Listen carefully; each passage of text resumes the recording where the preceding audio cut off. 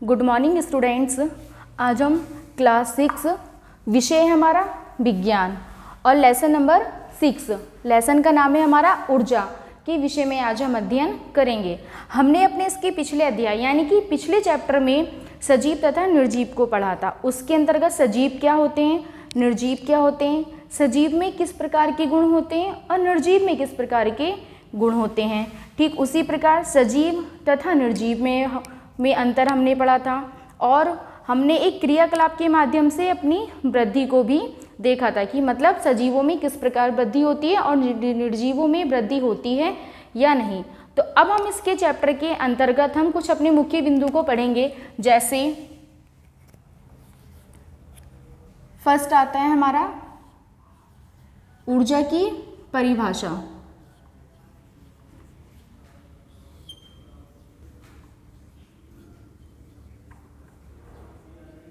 ठीक है, सेकंड आता है ऊर्जा की आवश्यकता।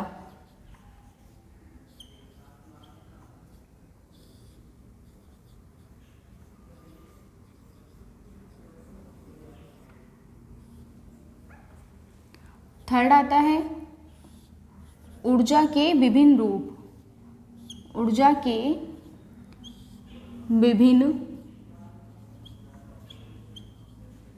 रूप। एंड फोर्थ और लास्ट आता है हमारा ऊर्जा के स्रोत।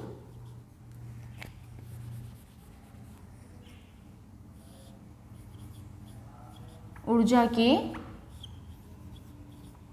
स्रोत। ठीक है, तो पहले हम पढ़ेंगे ऊर्जा की परिभाषा, फिर हम ऊर्जा की आवश्यकता को पढ़ेंगे, फिर ऊर्जा के विभिन्न रूपों को पढ़ेंगे और फिर लास्ट में हम पढ़ेंगे ऊर्जा के स्रोत। ठीक है, तो यहाँ सबसे पहले ऊर्जा की परिभाषा को पढ़ते हैं हम। तो ऊर्जा की क्या परिभाषा है? कार्य करने की क्षमता को ऊर्जा कहते हैं। क्या है इसकी परिभाषा?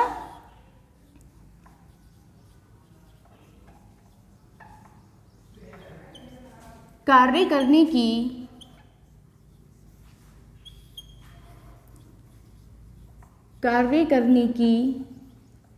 क्षमता को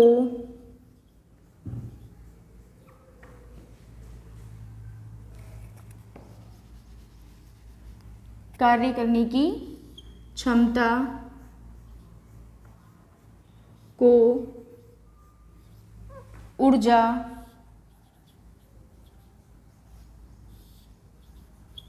कहते हैं।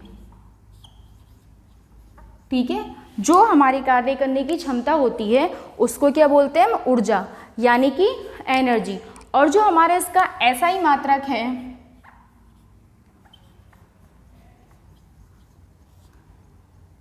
हमारा इसका जो एसआई मात्रक है वह क्या है? जूल।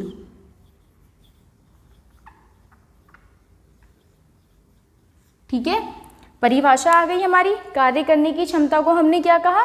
ऊर्जा। और जो हमारा इसका एसआई मात्रक होता है वह होता है जूल। अब आता है ऊर्जा की आवश्यकता।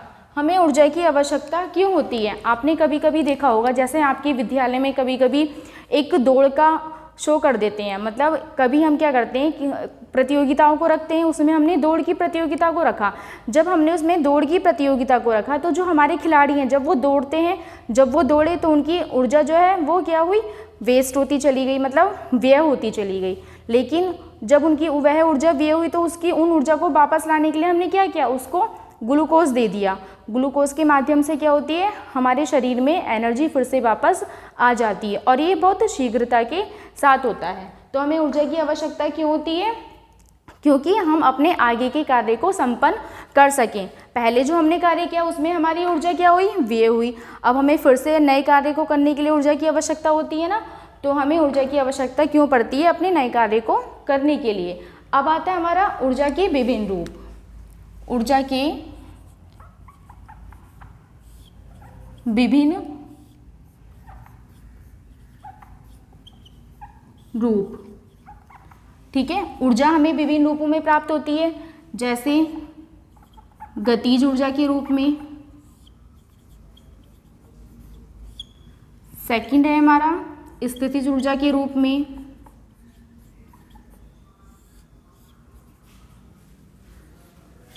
थर्ड है हमारा यांत्रिक ऊर्जा के रूप में।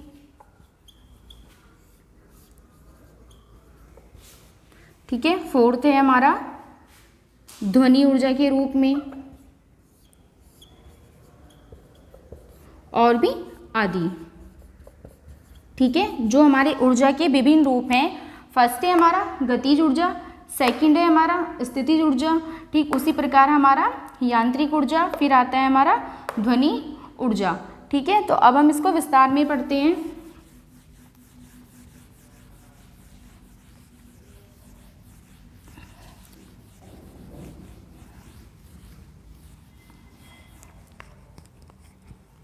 पहले आता है हमारा यांत्रिक ऊर्जा।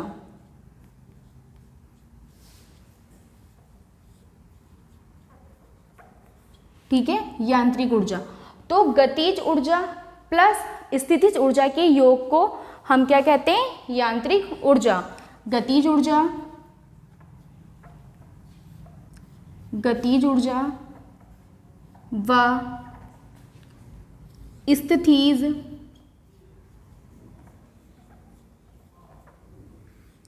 ऊर्जा के योग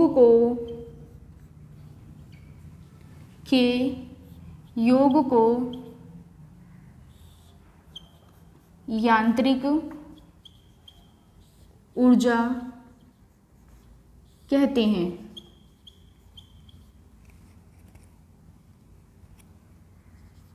ठीक है, जो हमारी गतिज ऊर्जा व स्थितिज ऊर्जा का योग होता है उसको क्या बोलते हैं हम? यांत्रिक ऊर्जा। जैसे गतिज ऊर्जा प्लस यांत्रिक ऊर्जा, सॉरी, गतिज ऊर्जा प्लस स्थितिज ऊर्जा,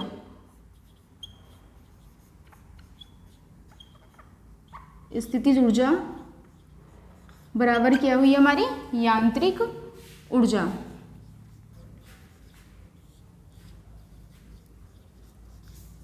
ठीक है, गतिज ऊर्जा प्लस स्थितिज ऊर्जा बराबर हुई हमारी यांत्रिक ऊर्जा। अब हम पढ़ते हैं गतिज ऊर्जा।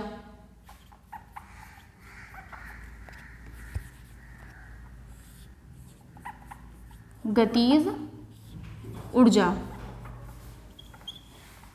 गतिज ऊर्जा क्या होती है?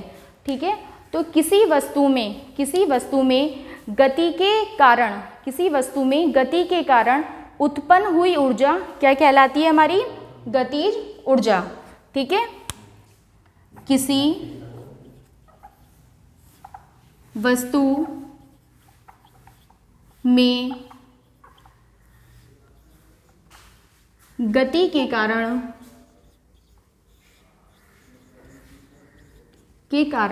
उत्पन्न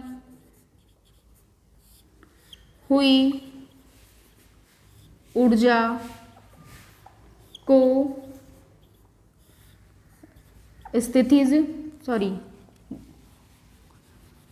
गतिज ऊर्जा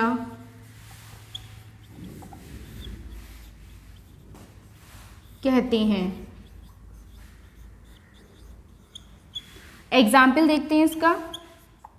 गिरता हुआ पानी, गिरता हुआ पानी।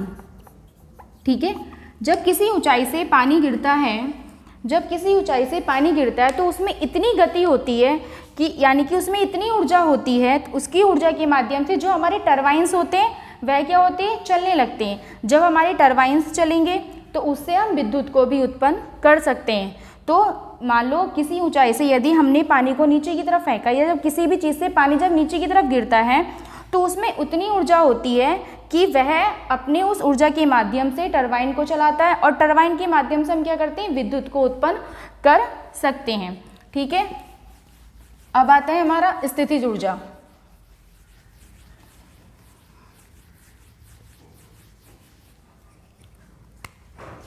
स्थितिज ऊर्जा,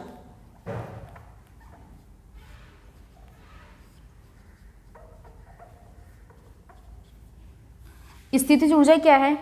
किसी वस्तु में स्थिति व आकार के कारण, किसी वस्तु में स्थिति व आकार के कारण जो ऊर्जा उत्पन्न होती है वह क्या कहलाती है? हमारी स्थितिज ऊर्जा। किसी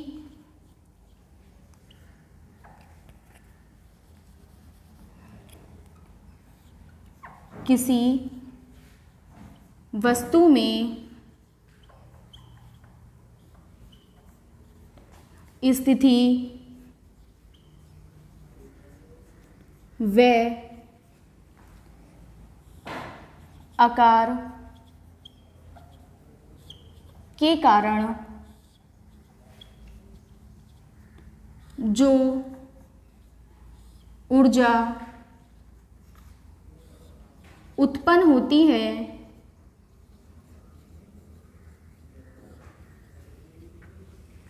वह स्थितिज ऊर्जा कहलाती है। ठीक है, किसी वस्तु में स्थिति व आकार के कारण जो ऊर्जा उत्पन्न होती है वह क्या कहलाती है? हमारी स्थितिज ऊर्जा। जैसे मान लीजिए ये एक स्प्रिंग है, हमारे पेन में भी स्प्रिंग पाया जाता है, तो जब हम इस स्प्रिंग को नीचे की तरफ दबाते हैं तो इसमें क्या होती है? हमारी ऊर्जा इकट्ठी हो जाती है, यानी कि ऊर्जा को हम स्टोर कर लेते हैं, और जब हम इसको छोड़ देते हैं तो ये वापस अपनी उसी स्थिति में आ जाती है। तो ये क्या कहलाती है? हमारी स्थितिज ऊर्जा। इसी प्रकार अब आता है ध्वनि ऊर्जा। ध्वनि ऊर्जा, ध्वनि ऊर्जा क्या होती है? आपने कभी कभी देखा होगा जब कभी बादल गरजते हैं या ठीक उसी प्रकार पटाखे जब जलते हैं तो उससे क्या होता है? जो हमारे घर के दरवाजे और खिड़कियां होती हैं वह हिलने लगती हैं। हिलने पर वह जो उसका कांच होता है वह टूट जाता है। तो इससे हमें क्या प्रतीत होता है कि ध्वनि में भी एक प्रकार की ऊर्जा है, मतलब ध्वनि में भी एक प्रकार की ऊर्जा पाई गई है। तो ध्वनि भी क्या है? ध्वनि में भी कार्य होता है। जब ध्वनि में कार्य हुआ तो उसको हमने क्या कहा? ऊर्जा का रूप दे दिया। इसी प्रकार आता है हमारा प्रकाश ऊर्जा।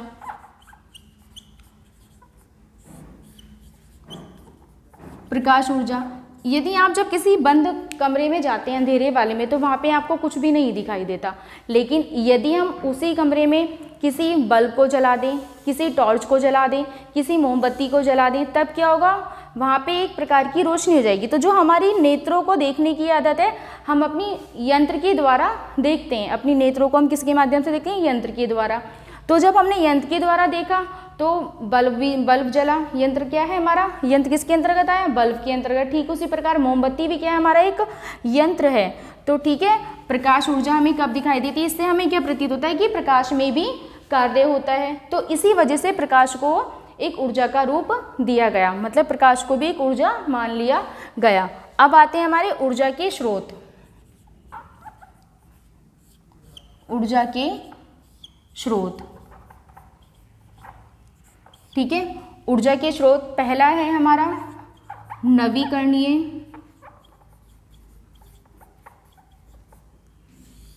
नवीकरणीय स्रोत, दूसरा है अनवीकरणीय स्रोत,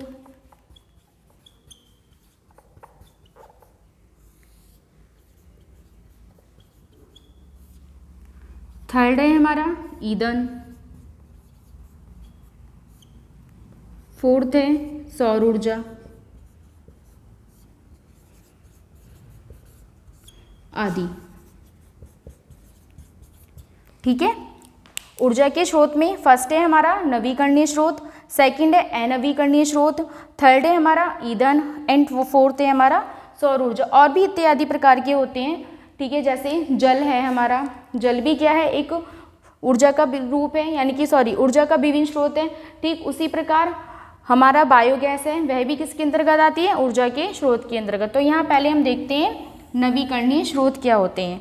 तो नवीकरणीय स्रोत वे होते हैं जिनको हम एक बार प्रयोग कर सकते हैं, और फिर पुनः प्रयोग में ला सकते हैं। मान लो हमारा जो सूर्य का प्रकाश है, वह सूर्य का प्रकाश आज हमने यूज़ कर लिया, जब हमारा अगला दिन आएगा तो हम अगले दिन उसी सूर्य के प्रकाश को तो यूज़ करेंगे। तो वह स्रोत जिनका प्रयोग हम एक बार कर सकते हैं वह पुनः कर सकते हैं, एक बार प्रयोग करने के बाद पुनः हम उसका प्रयोग कर सकते हैं, तो वह क्या कहलाता है? हमारा नवीकरणीय स्रोत। लिखित रूप में देखते हैं इसको। ऊर्जा के वे स्रोत जिनको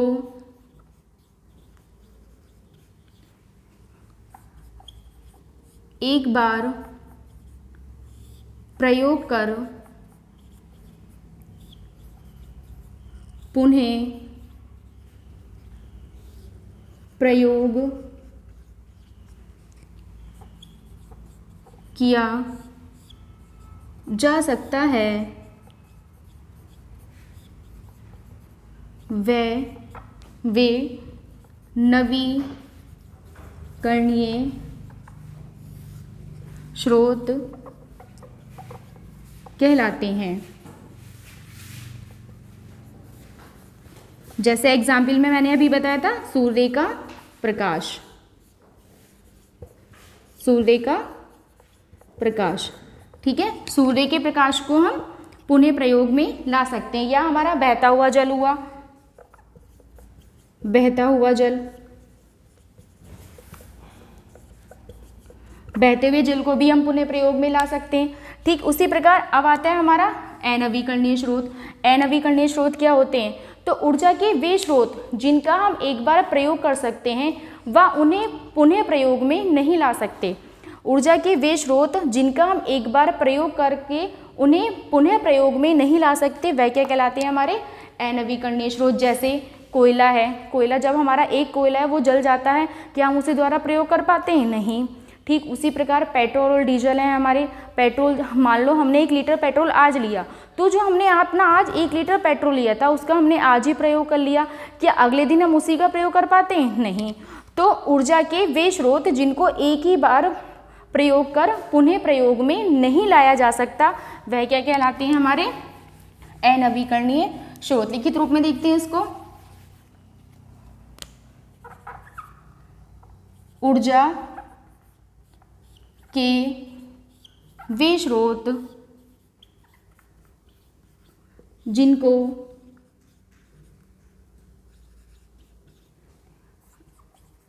एक बार प्रयोग कर पुनः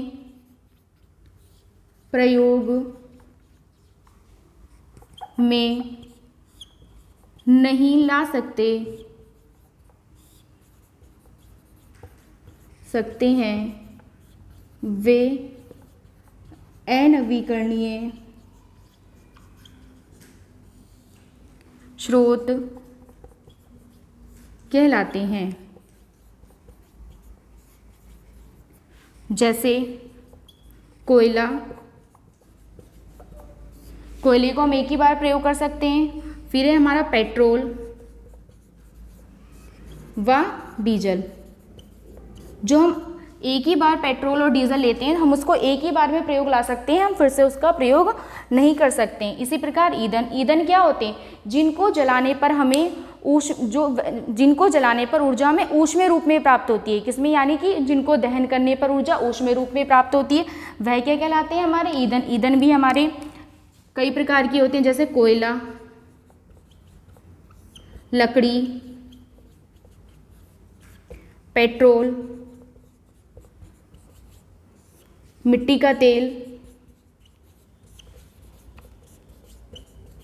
ये क्या है? हमारे ईंधन। मतलब जिनका दहन करने पर हमें ऊर्जा ऊष्मीय रूप में प्राप्त होती है, वह क्या कहलाते हैं? हमारे ईंधन। जैसे कोयला ये हमारा ईंधन है, कोयले को हम जलाएंगे तब भी हमें ऊष्मा प्राप्त होगी, लकड़ी को भी, पेट्रोल को भी और मिट्टी के तेल को भी। इसी प्रकार अब आता है सौर ऊर्जा। सौर ऊर्जा क्या है?